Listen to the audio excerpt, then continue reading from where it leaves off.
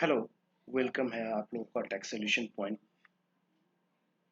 में। आज हम लोग बहुत ही महत्वपूर्ण टॉपिक पे डिस्कस करने वाले हैं, जो टीडीएस है। जिन लोगों ने अभी तक इस चैनल को सब्सक्राइब नहीं किया है, वो सब्सक्राइब करें, क्योंकि इसके माध्यम से आप लोगों के पास ऐसे ही वीडियो मिलते रहेंगे। और अगर आप सब्सक्राइब करते हैं तो आपके नोटिफिकेशन बॉक्स में ऑटोमेटिक वीडियो नोटिफाई होती रहेगी। मुझे विश्वास है कि आप लोग चैनल को सब्सक्राइब करेंगे। चलिए अब हम इन सब बातों को छोड़ते हुए चलते हैं मेन टॉपिक के ऊपर, जो कि आज हमारा टॉपिक है टीडीएस। देखो दोस्तों, मुझे विश्वास है कि आप लोगों को पता होगा टीडीएस के बारे में। What is TDS? टीडीएस क्या है? Tax deduct at source is mechanism that has been introduced by the income tax department. यह इनकम टैक्स डिपार्टमेंट के द्वारा इंट्रोड्यूस किया गया है। Under this, the responsible person is supposed to deduct a certain percentage of income tax before making the payment to the receiver. The payment includes salary, commission, profession, fees, interest, rent, etc. अब हम दोस्त, महत्वपूर्ण बात यह है, इस video बनाने का मेन मकसद मेरा यह है कि आज लोग कंफ्यूज्ड हैं कि हमारे पास टीडीएस का रेट 1 अप्रैल 2021 से क्या है। Very confused every SSC. So I clear that. मैं आज क्लियर करना चाहूंगा वीडियो के माध्यम से। Due to COVID-19 situation, the rate of TDS on payment made to resident India has been reduced by 25% for the period starting from 14th May 2020 to 31st March 2021. However, there shall be no reduction in rate where the tax required the deducted or collected higher rate due to non-furnishing of PAN और आधार।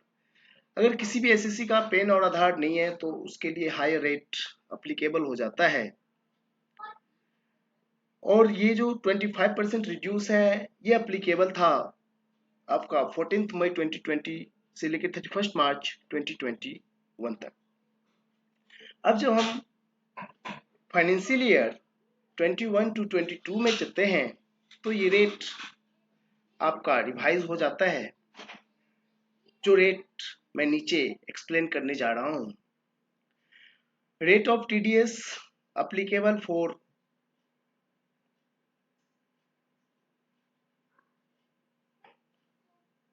financial year 2021 to 2022 for the assessment year 2022 to 2023. Rate include amended announced by the Union Budget 2021. जो आपका union budget था उसमें rate की clarify कर दी गई थी कि अप्लीकेबल फ्रॉम 1 अप्रैल 2021 क्या होगा। चलते हैं दोस्तों, सबसे पहले हम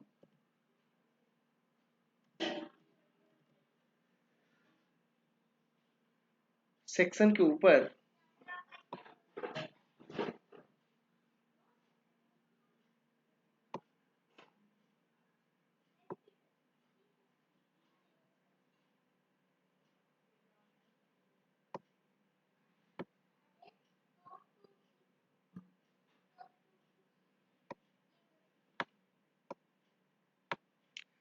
192 सेक्शन नेचर ऑफ जो है सैलरी।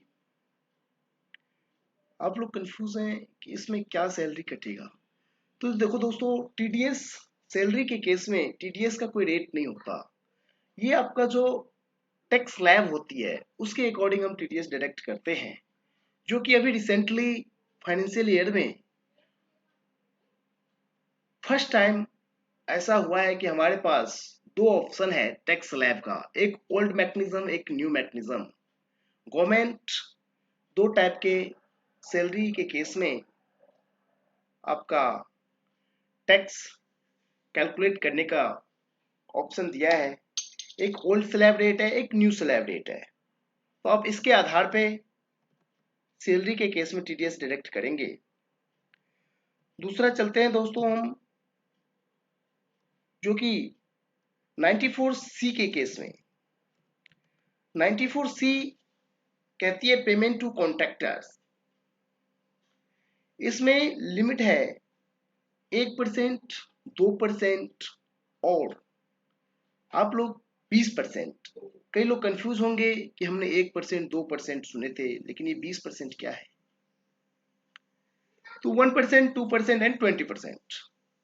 दोस्तों मैं कहना चाहूंगा कि इसकी जो लिमिट है, अगर आप किसी कॉन्ट्रैक्टर को सिंगल पेमेंट 30,000 से एबव करते हैं, वन सिंगल पेमेंट, और अगर वो रिसीवर इंडिविजुअल है, देन उस केस में उसका 1% टीडीएस डिडक्ट आप करेंगे। अगर रिसीवर कंपनी है, फॉर्म है, तो आप 2% टीडीएस डिडक्ट करेंगे। अब हम बात करते हैं 20% की। तो 20% दोस्तों ऐसे रिसीवर के लिए है जिसके पास पेन नहीं है, आधार नहीं है, नॉन फर्निशिंग है। तो उस केस में हम उसका 20% टीडीएस डिडक्ट करके पेमेंट करते हैं। ये रही सिंगल पेमेंट की बात।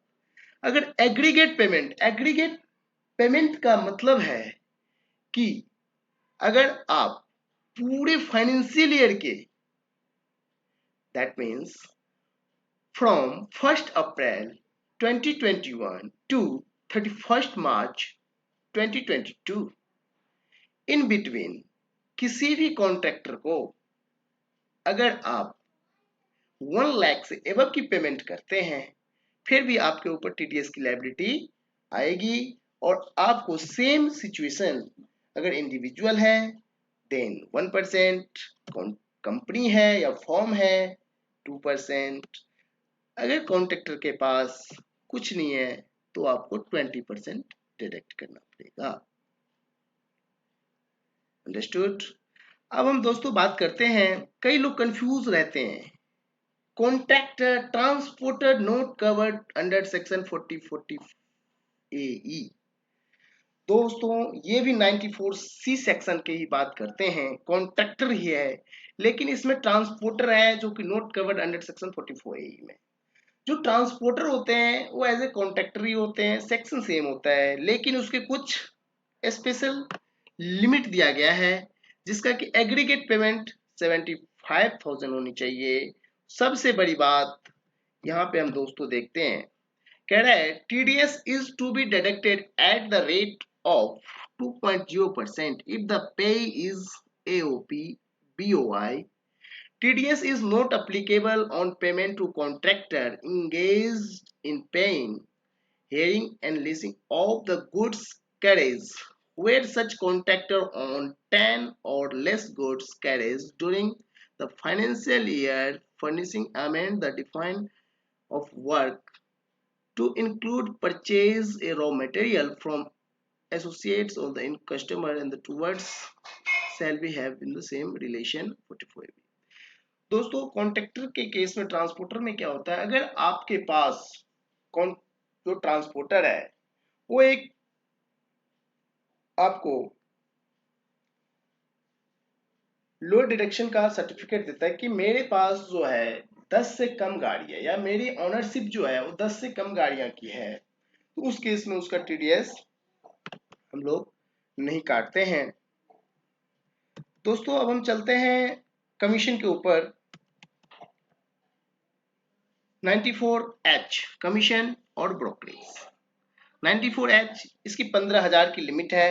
अगर 15,000 से एबव की कमीशन आप पे करते हो तो आपको 5% टीडीएस डिडक्ट करना होता है।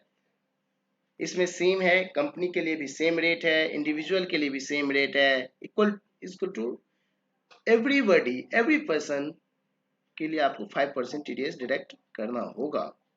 अब हम चलते हैं दोस्तों रेंट के ऊपर। रेंट में भी मल्टीपल है। अब देखिए रेंट सेक्शन सेम है 94I। 94I कहती है, 94IA आई कहती है प्लांट एंड मशीनरी, इसकी लिमिट है 2,40,000। अब प्लांट एंड मशीनरी आप लोग कहते हैं रेंट, बिल्डिंग का रेंट पे हम लोग टीडीएस देखा है, ये प्लांट एंड मशीनरी क्या है, what is this?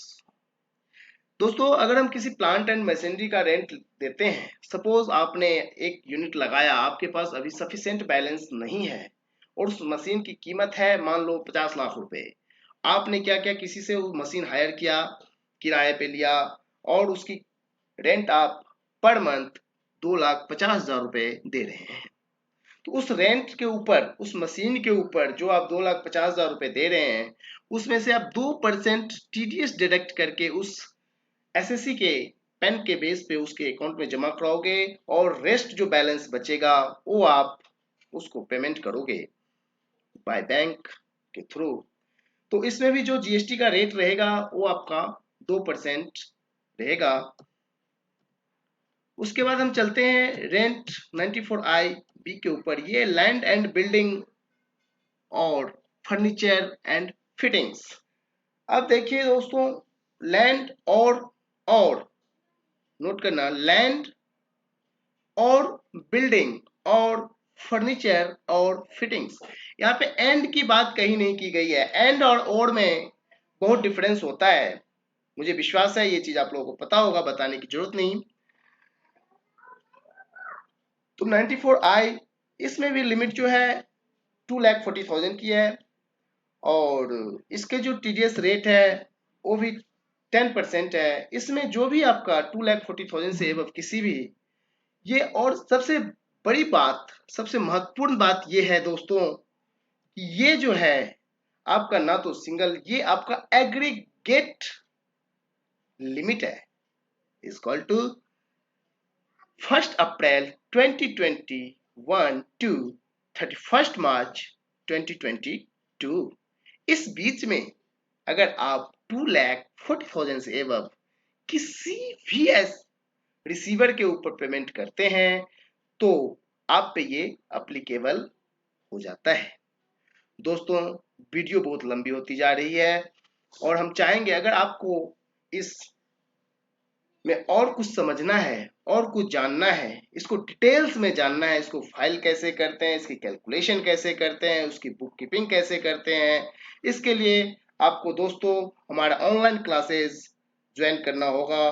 Take solution point ये ऑनलाइन क्लासेस है जिसके माध्यम से हम आप लोगों को एक अच्छी स्किल दे सकते हैं, एक अच्छा कैरियर, जिससे कि आपकी सैलरी इंक्रीमेंट हो सकती है, इंस्टेंट हो सकती है। और मुझे विश्वास है कि जैसे जैसे आप लोग मेरे से जुड़ते जा रहे हैं, मुझे विश्वास है कि आप लोग मेरे साथ जुड़ेंगे और मेरा वीडियो लाइक कीजिए, सब्सक्राइब कीजिए चैनल, और अगर ये वीडियो आपको अच्छी लगे, आपके लिए यूजफुल हो, तो ही आप इसको शेयर कीजिए, लाइक कीजिए। धन्यवाद।